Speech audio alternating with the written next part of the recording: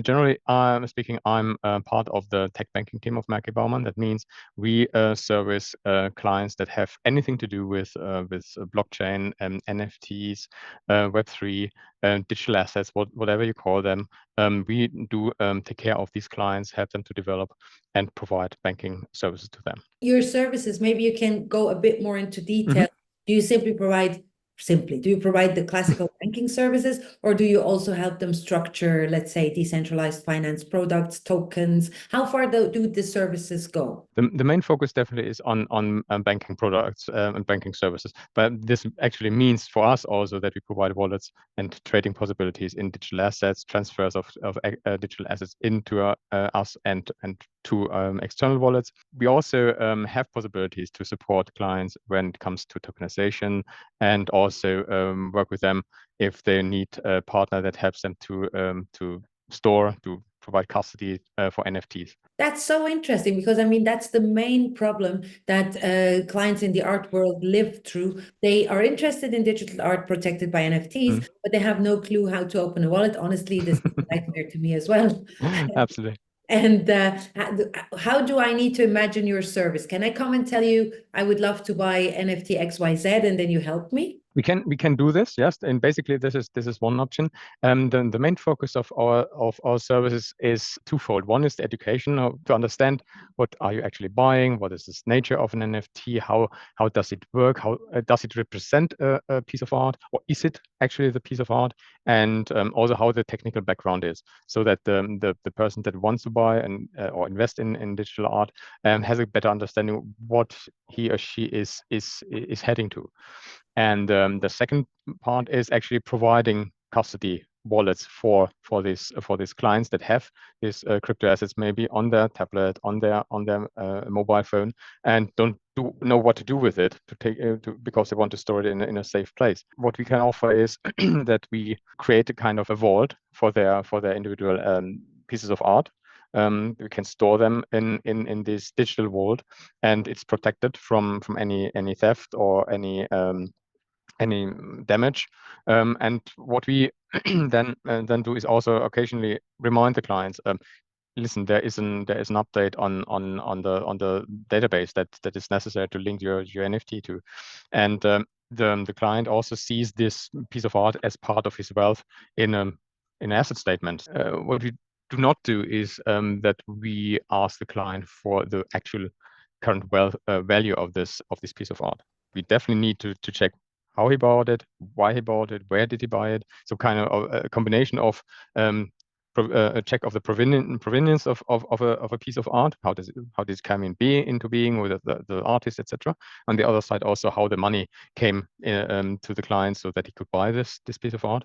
But we do not want to know, did you buy it for 1.5 million or just for 150 Swiss francs? Because it is difficult in the current situation to put a current value really to some masterpieces of digital art, because the market is at the moment a little bit down, and so it's difficult to give a fair price to this. Yeah, this is something I completely understand, and even for bookkeeping and tax reasons, it's quite difficult to estimate the value of these NFTs at this stage, especially. Right. I mean, there is a transfer price, and that is visible. If you have the wallet numbers, you see that, but this is usually not even close to what the true value is, and it can change immediately rapid, because it's a very volatile market.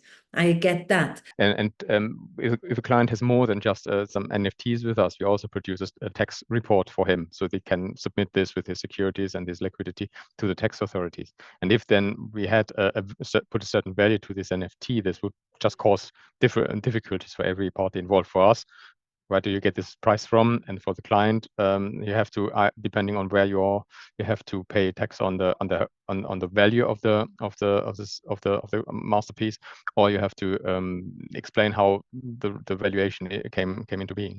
Just another technical question also. I mean, the most important thing with the wallets and for the storage of NFTs is that so-called 12-word phrase that is your unique, exactly, the seed phrase, your unique password. Where is that? When a client hands over this piece of art into our custody, we use our encryption method that does not require him to remember his 12-word seed phrase, but we have the private key or the password that you need to move this piece of art from one wallet to the other encrypted.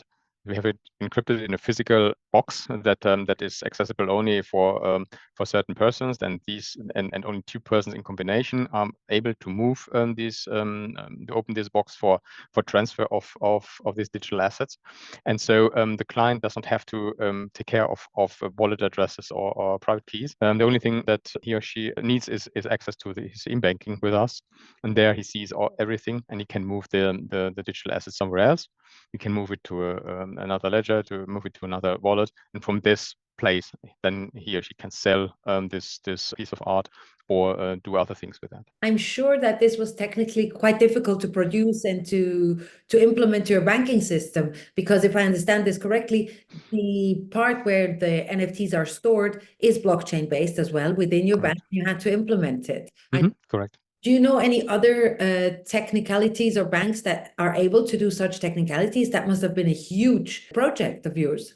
It was one of the first projects that we started in 2019 to be able to provide this custody for digital assets to our clients, and in cooperation with our strategic partner Inco, we set up this technology using newly developed technology here from Switzerland.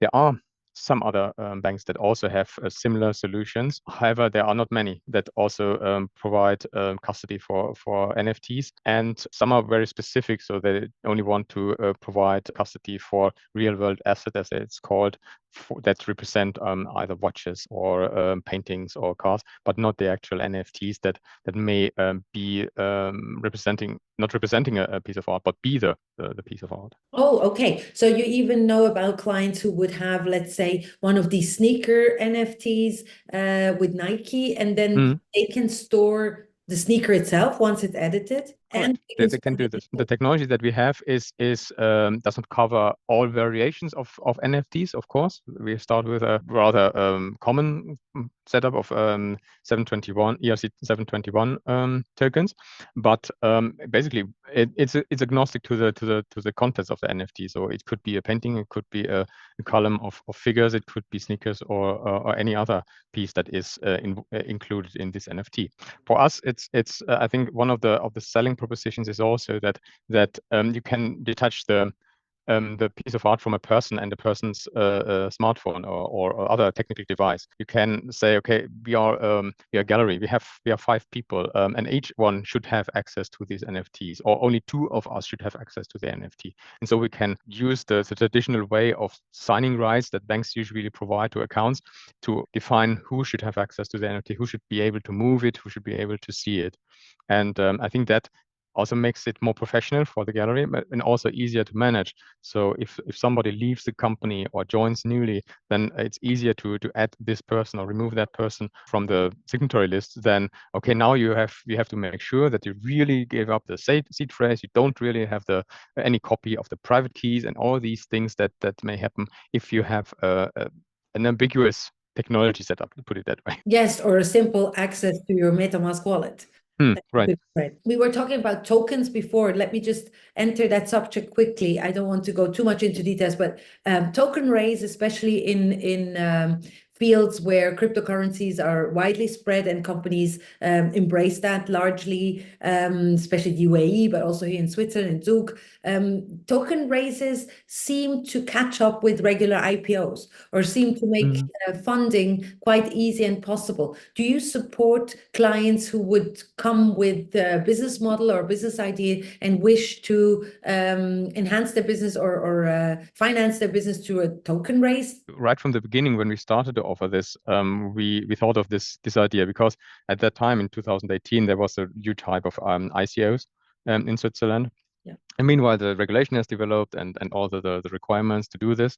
But yes, we support companies that want to do an ICO. We have partners both in the legal side, on the technical side, also in the distribution side, to help them to do this, to sell these tokens. What we rarely do is that we suggest these token sales to our clients.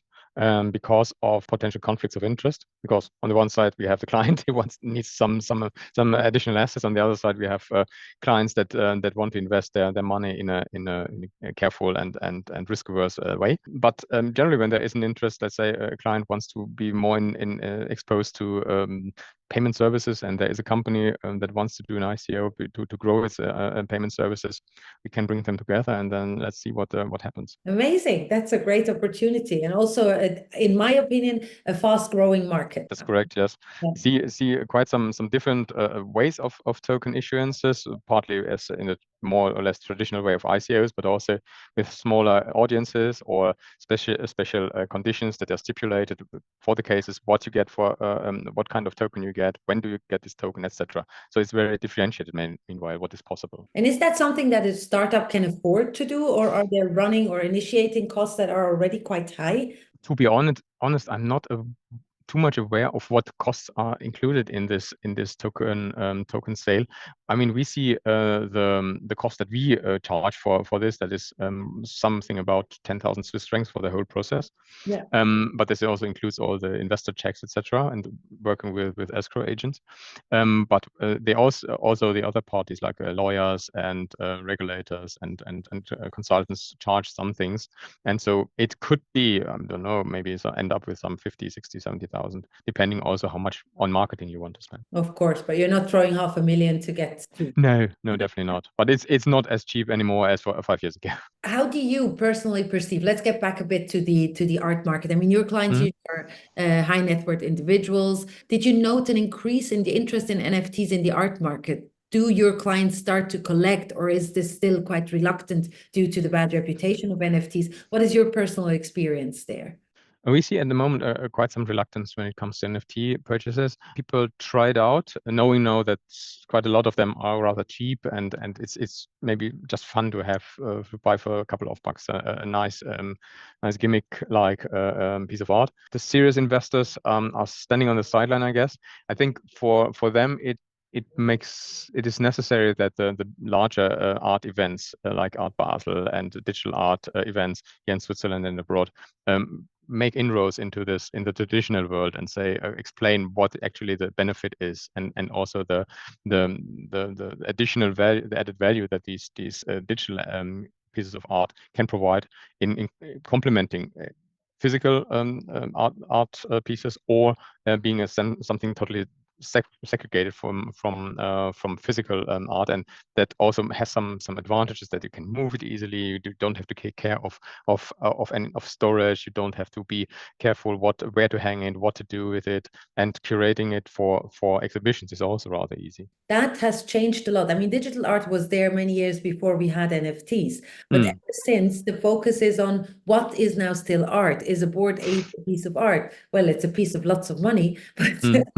probably more security. Yeah. That's a different discussion. However, it's difficult to distinguish, are you buying art or are you buying a screensaver? And what is your experience there? Do clients come and ask you for advice on what to buy, or do you yourself have a look into that market and say, okay, maybe even us as bank, we would like to invest in this or that artist, and set some milestones in that sense? To be honest, we are not known in the scene as an art specialist when it comes to taking advice or giving advice to our clients when it comes to buying and investing in art. I think, to be honest, the most renowned bank in this area is still LGT with its huge collection and the huge traditions that they have there. But yes, our owners also are collectors of art, and they also look into that and have thoughts of maybe buying some things. And I know several of our employees as well that they bought something that is affordable and just for get the experience and being interested in how the developments are, etc. So I think it's something that is it takes time until this is more widespread. but it is definitely something that could help to democratize art and also make people more aware of what possible ways of art are. Especially if you go further down the road, what you alluded to is an NFT or a digital piece of colors or videos. Is it really art, or is it just a screensaver? If you combine this NFT technology with artificial intelligence, say, okay, give me 17 versions of don't know, a monkey sitting on a boat, then you get lots of variations. But does this constitute as art, or is it just the application of technology for a certain purpose? And so I think the jury is still out on that, and I wouldn't dare to give my opinion. I'm not enough experience to really say this is a thing that we would say this is art and this is not art, and this is there's a borderline between both of it.